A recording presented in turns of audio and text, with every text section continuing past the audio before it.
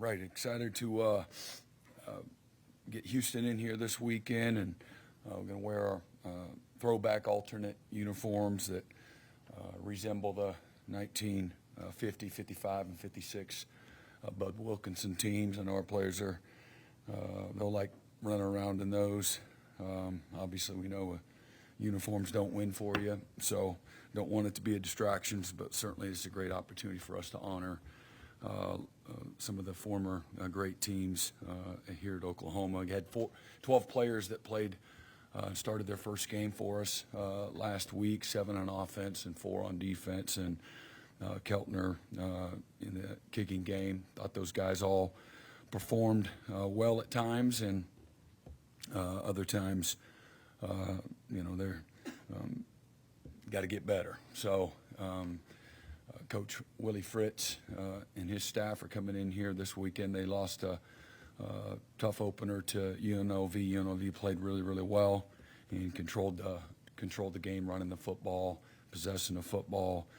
Really think Houston has an aggressive, physical, disruptive defense. They've got a couple of former Sooners on their defense as well, and they brought a couple of several transfers, but a couple from Tulane, where they played excellent defense. Number 2 and number 5 are really good football players, guys that have played a lot of football. I believe they have roughly 17, I think, players in their 2 deep that are seniors, and then several others that are juniors. Only, I think, 3 freshmen that are in their 2 deep. So it's an older team, but it is a new team. Over half their team is brand new. Coach Fritz's teams, the last 2 years, they're 10-0 in true road games. So he knows how to get his guys ready. The last time they were here representing Tulane at the time, obviously it went down to the wire, and we were able to pull it out 40-35. Coach Fritz and his staff are really known for being well coached and incredibly disciplined, patient. I'm going to play a tight game, try to get it to the fourth quarter, try to possess the ball, run it a variety of ways, and take their shots. And excellent in the kicking game, really, really good. They've got some real playmakers in their kicking game, return game in particular, really explosive players. They've got explosive players on offense. Donovan Smith is a guy that's taken over 1,600 snaps in the Big 12, big, strong, and athletic, and really dangerous. And they've got a couple of their backups that are very similar, almost clones to him. Big, strong running back, and again, long, explosive receivers and tight ends. So ought to be a good matchup, and certainly a step up from where we were a week ago. We'll start in the middle aisle. Eric Bailey.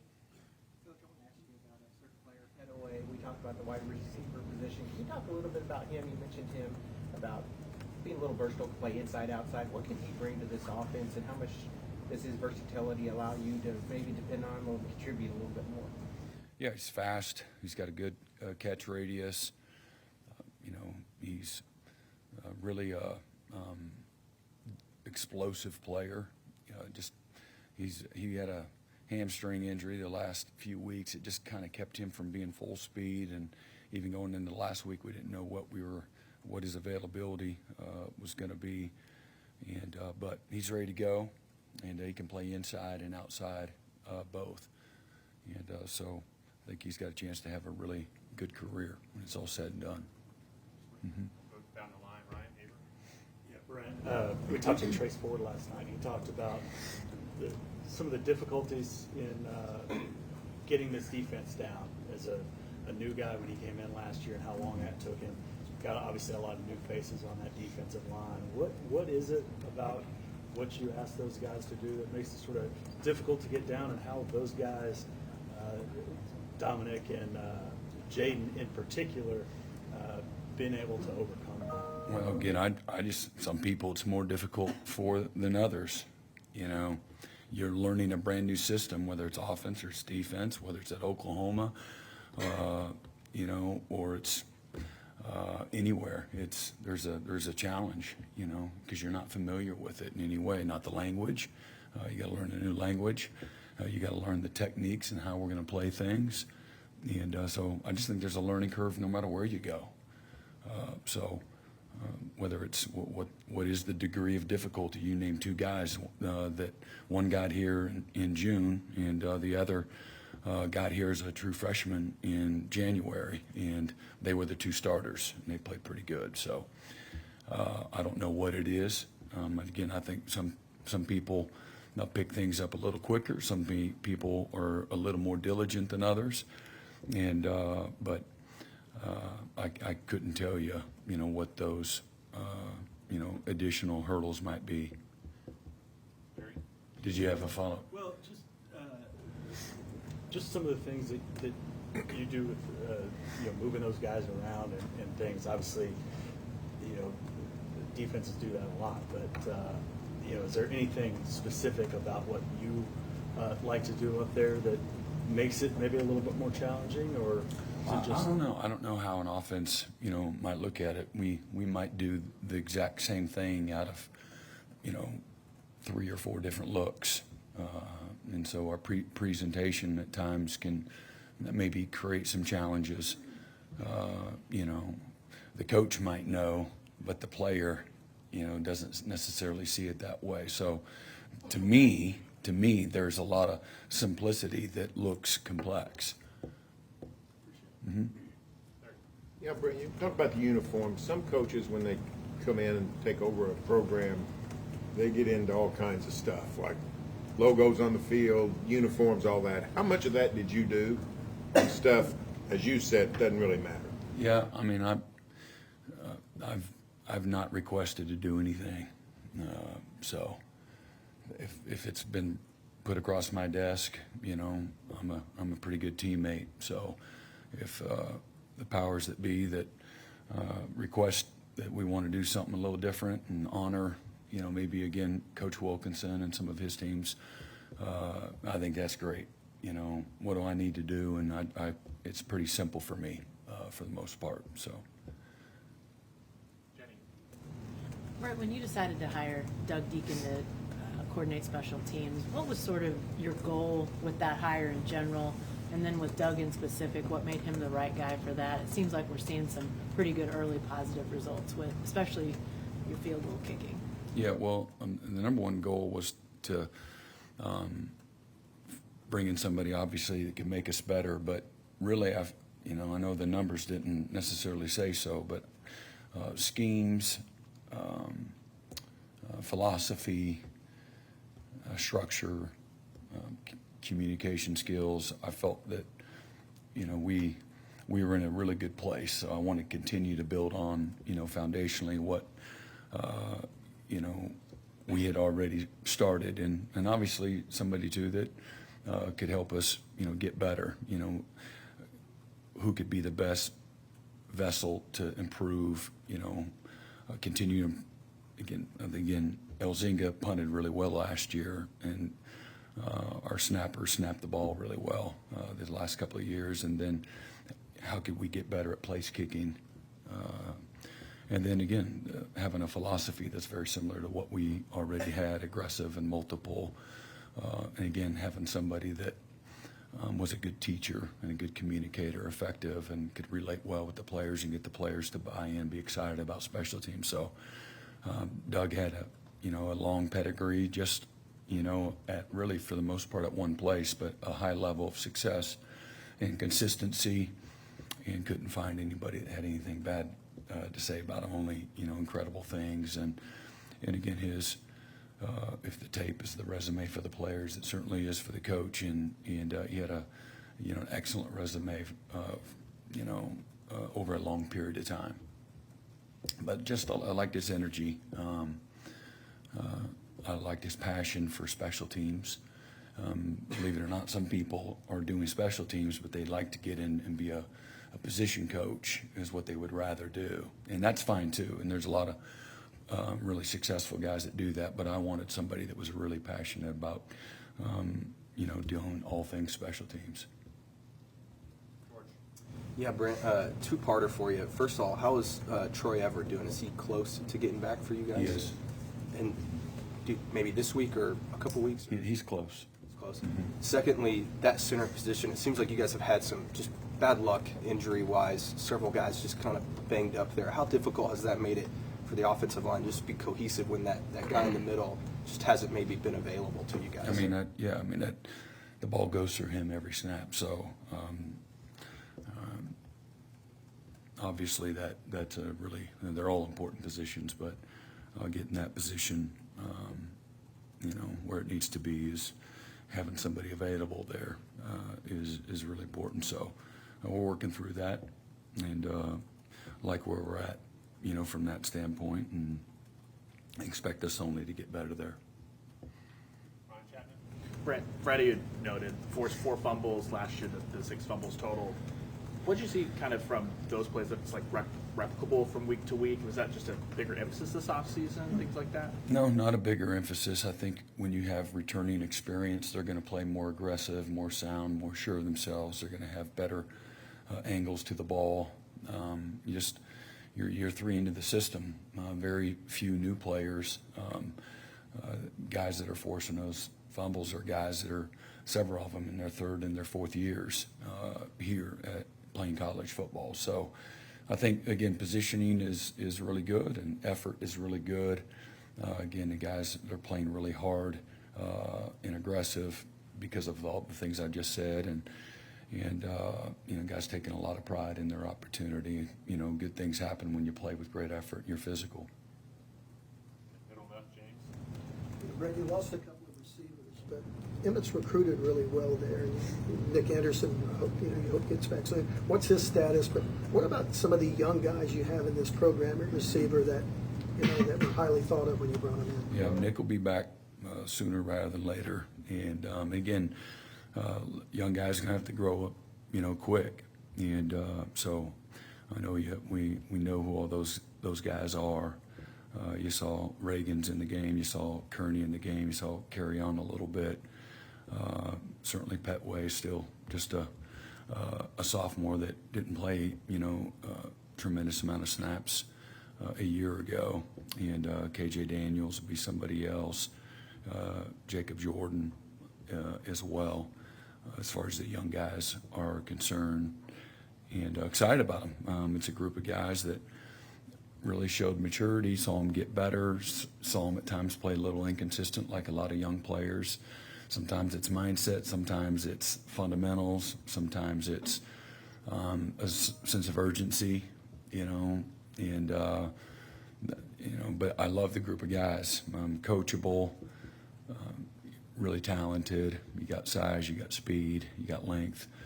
You got a lot of the things that you want, and the toughness too. They'll take on the disposition of their coach, and Emmett does a great job bringing out the best in guys, and he's tough and demanding on them, but we try to recruit guys that want to be challenged and are looking to be coached and held accountable, and Emmett does a great job of that. Yeah, Brent, Dion, and Bauer took their official visit together, going through the transfer cycle. Anything stand out about that visit, and when did you guys as a staff know that these are guys I need to be part of the 2024 team? Yeah, really both of them on the phone. We'd already done the film evaluations, and I didn't meet Bauer in person until he came on his visit. I did meet Dion, and both of them through several conversations. Dion more than Bauer. Prior to coming, they had let us know that they were coming. So, and which tells me they're, not everybody's like that, and but it tells me they're serious about being successful. They're looking for the right things, and they were attracted to, again, the hard work, the development, to be at a place like Oklahoma, and again, both of them turned down several really, really good programs, and they've been great leaders since they've been here, and how they work, how they show up, how they compete, their investment, doing a lot of little stuff right off the field in their recovery and their nutrition, things like that. And they have shown an appreciation for, their opportunity as well. So you always appreciate that. And both of them have been, very humble and allowed, they've got great self-awareness, so they recognize when they're not doing things, as well as they need to, and hard and demanding of themselves. Brent, you've mentioned Kenai Walker is maybe the most consistent cornerback through fall camp. Maybe just where have you seen him maybe grow or change the most from last year to this year, and how helpful has that been given that, Gentry and Woody have been slightly banged up? Yeah, focus, mindset, his willingness to show up every day with a competitive, tough-mindedness to him. He's developed high standards for himself, no excuse mantra, if you will, and he's been consistently he's shown up. So, he'd be the first one to tell you that he'd have a pull, he'd have a headache. There was always something, and so he's grown up a lot. He's his ability to handle life, family, and the problems are real. Don't get me wrong. The things that he's dealt with as a young person. Many young people don't have to go through the things that he did, but raised by a single mom, and she's so tough and just a wonderful lady, but he's really just matured and toughened and hardened up, and has high standards for himself. He looks at himself, I think, different, and I think that's important through that maturation process. That's allowed him to show up every day, and just do the basics at a really high level, day in and day out, and don't get bored with it. And that's allowed him to really continue to develop his skill set, become a really good corner.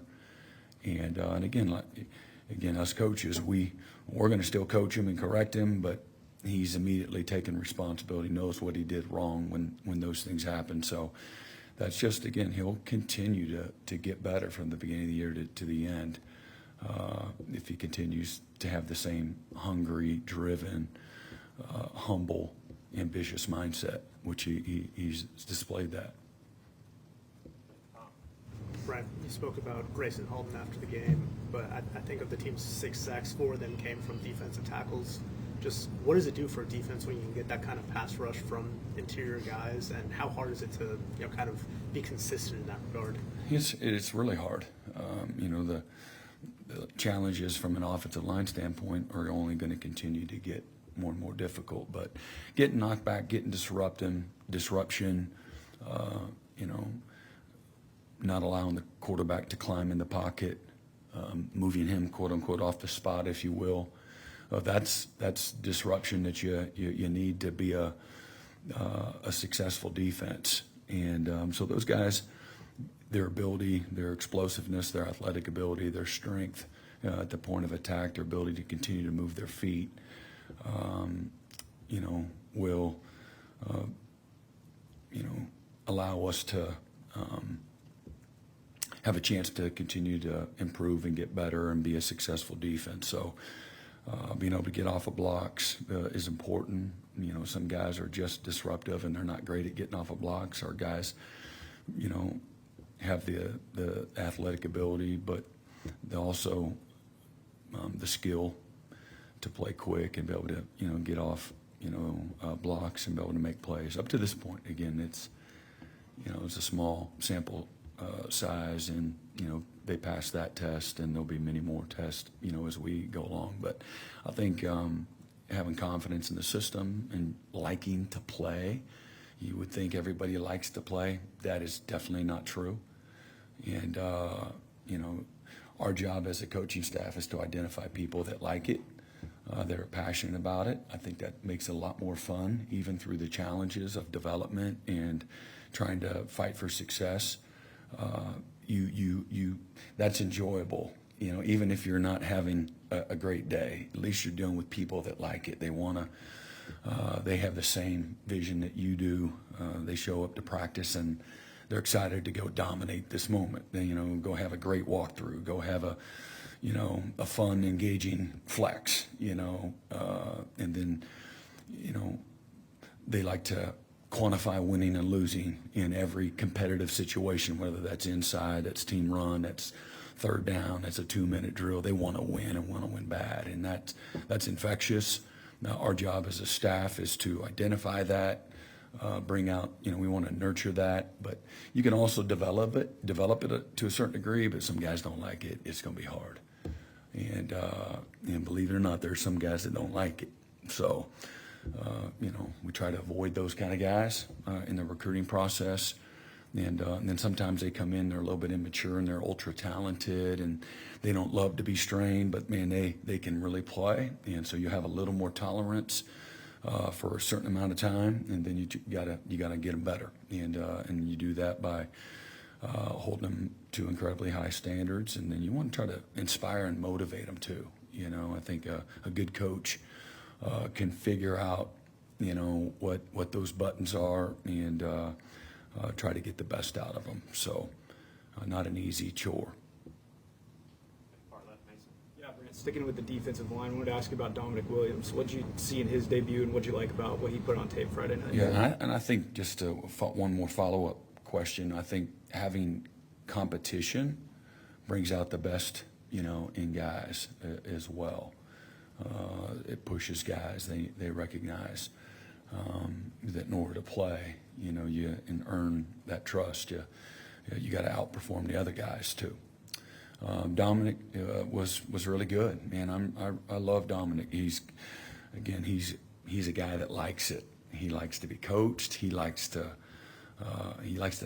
a very communicative, relational guy. So he's going to ask you how your day's going, how your family is, before you can ask him how his day's going and how his family is. He cares about people, cares about his teammates, cares about his opportunity, cares about what you think of him as a player, and then really hungry and driven. He's willing to work and strain, and then that group as a whole, that's a group as a whole that's really transformed over the last couple of years. And you always worry about, the maturity of the rest of the group when you bring in other really talented guys. How are they going to receive it? You hope they receive it the right way, which is, show up and, be at your best every single day, and then also be a great teammate and help the new guy. And our guys have done that. And that's for a coach, that's really gratifying.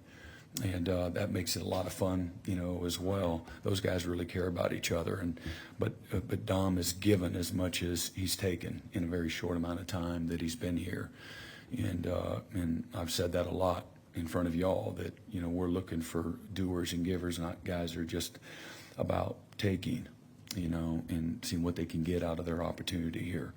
And so that's his motives, leading the leadership council yesterday. That the talk was about having motives that are pure.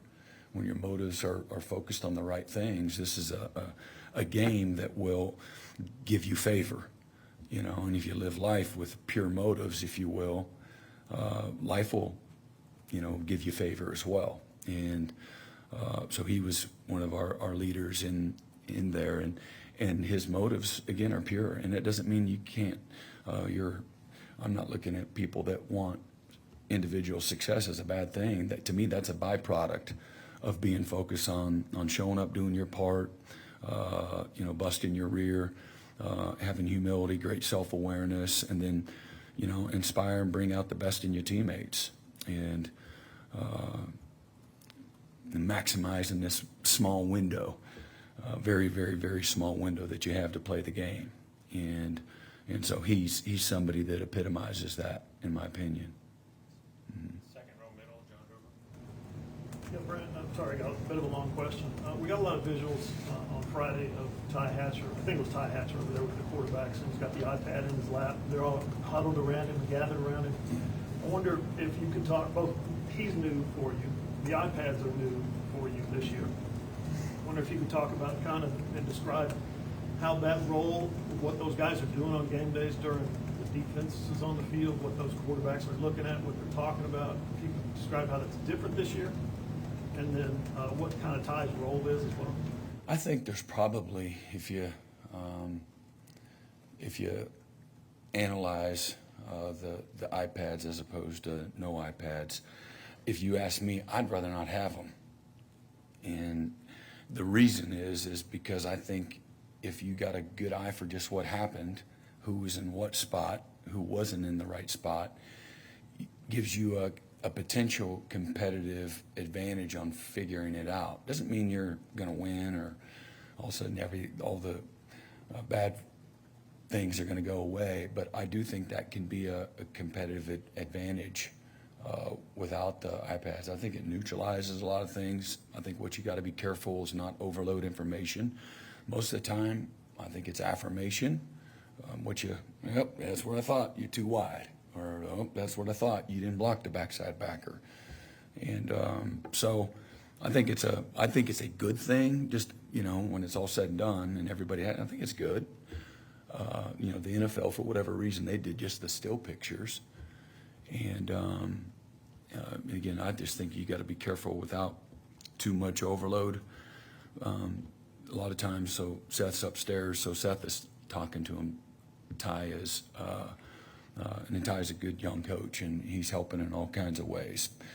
He's also facilitating, a conversation that's being taking place, making sure that they're on the same play and what have you, and the read progression, things like that.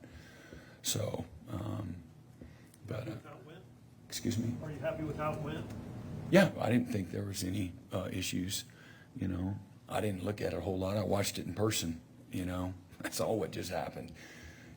Somebody gave up penetration in the A-gap, and the quarterback had to throw it early or whatever. But it's an excellent resource that everybody has now. And I think that you just kind of like the transfer portal has created more parity. I think this will be another thing. Like maybe a guy that doesn't have great field vision, that golly, he figured it out on Sunday. Now he can figure it out in real time on Saturday. And so probably helps, create more parity. I know in breaking down a play, you would think that it definitely would, have more parity as a byproduct. Mm-hmm. Time for a few more. Third row right, Eli Letterman. Hey, Brent, we across the country this weekend saw a lot of first-year guys starting games, making plays. You had Jaden start Friday night.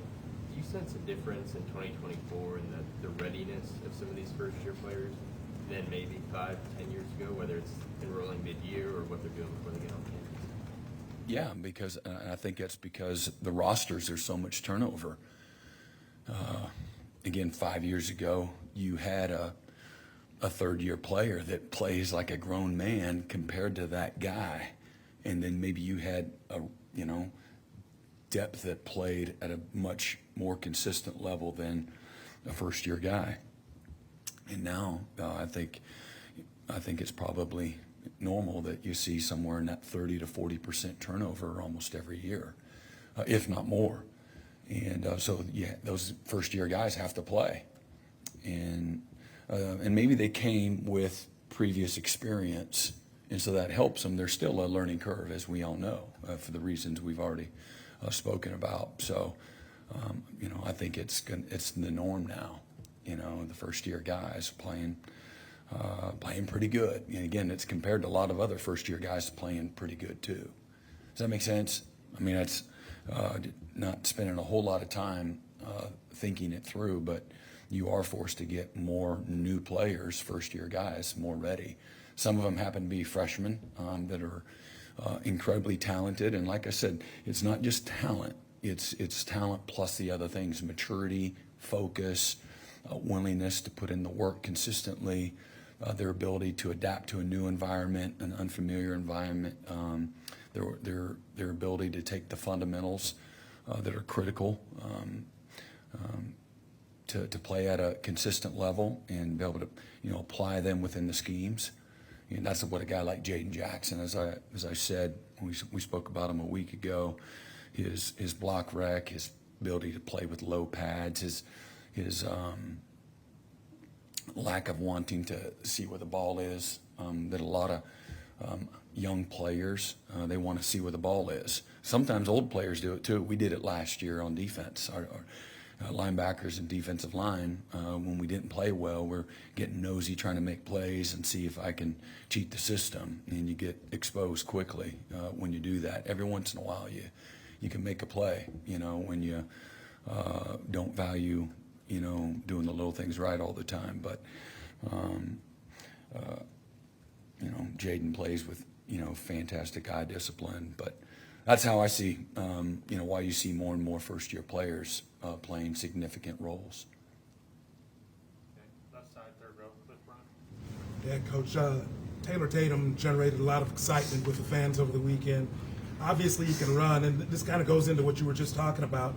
But he's a true freshman, and a lot of times with true freshmen, it's not just the running the ball, it's the other things that may get them on the field or keep them off. Mm-hmm. How is he in those areas other than running the ball?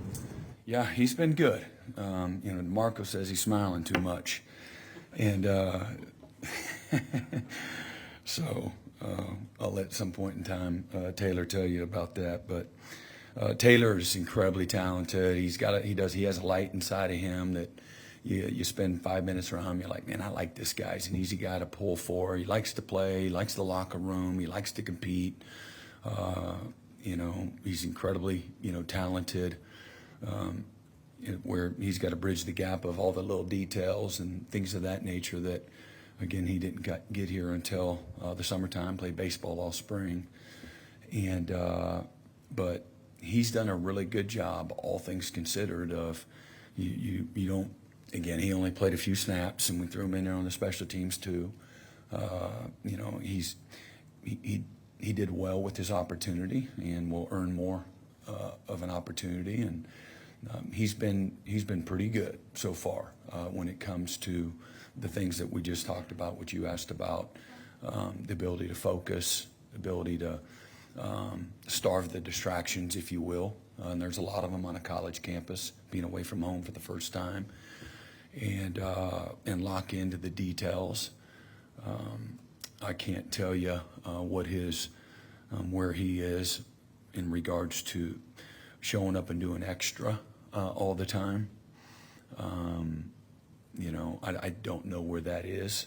I just don't know that yet. Just such a small amount of time. But there's a component of, again, recovery, nutrition, sleep, extra film study, on your own or with your other teammates. But he's been diligent so far in the things that we've asked him to do. And like I said, he shows up over here ready to compete every day, and he doesn't shy away from his opportunities. Far left, Curtis Patrick. Yeah, Brent, it seemed like Kendall Dolby was all over the field Friday night. What makes him a good fit for that cheetah position? Yeah, again, he plays big. He's really skilled, but he's got great natural instincts for the game. Incredibly competitive, physically and mentally tough. He can cover man-to-man. He chews up a lot of grass quickly. Some guys were really fast, maybe on a watch, but getting from A to B incrementally slow. And he knows most of the time what the right angle is. He's a physical tackler. He gets guys down. He's a real speed to contact player. And then he's becoming more detailed. And, a year ago he got thrown into the proverbial fire from corner, to, not playing. And I spoke about this, a month or so ago, why we put him there right away. And then we had some guys get injured, Justin Harrington and then Desan.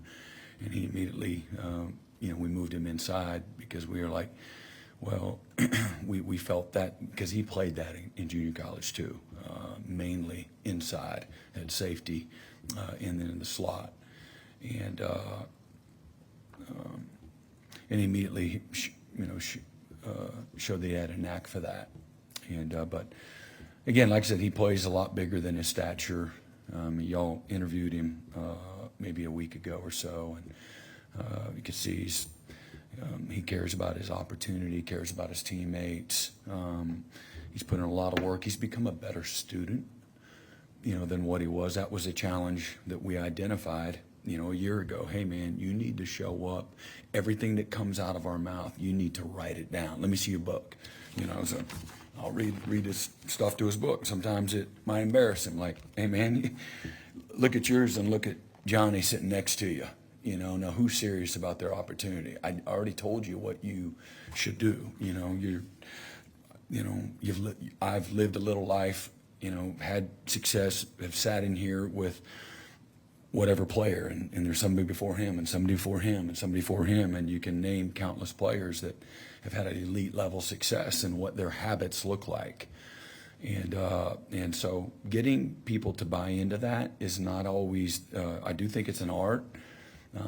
You can make them do it, write it down, and they'll do that, but you really want, again, their motives to be aligned with your motives and being like, man, so you can make the game be slow so you can play this game a long time. And I know he's a guy that wants to play. He loves to play the game. He wants to play it a long time. And so I think that you've seen this growth from the moment he got here to where he is, today, in this maturation.